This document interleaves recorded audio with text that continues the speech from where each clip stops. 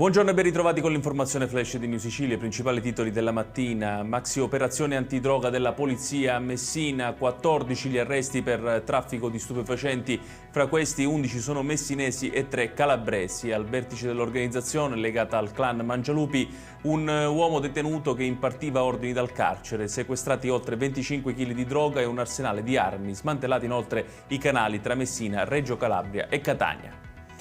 Operazione dei carabinieri all'alba a Catania, 8 arresti per traffico e spaccio di cocaina e crack nel quartiere Librino. Il gruppo gestiva un vero e proprio supermarket della droga in un appartamento di via Capinera in cui risiedeva ai domiciliari il capo dell'organizzazione. Nel blitz sono stati coinvolti oltre 100 militari che hanno sequestrato oltre mezzo chilo di droga.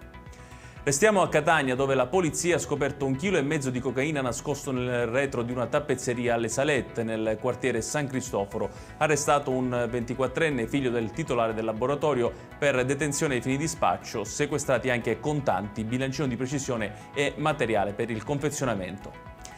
La Sicilia è tra le regioni meno colpite dalle truffe online, secondo un'analisi di truffa.net basata sui dati Istat, Il Sole 24 Ore e Confartigianato. L'isola si piazza al 14° posto su 20, con un indice medio contenuto. Nessuna provincia siciliana tra le più colpite in Italia.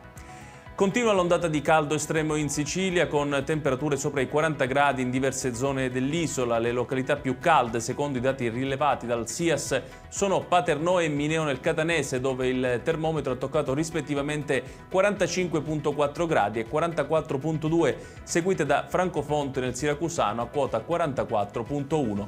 Tra i capoluoghi Enna il primato con 41,2. Ed è tutto per questa edizione. Tutti i dettagli su queste notizie li trovate come sempre sul nostro sito www.newsicilia.it. Grazie per averci seguito e buon proseguimento di giornata.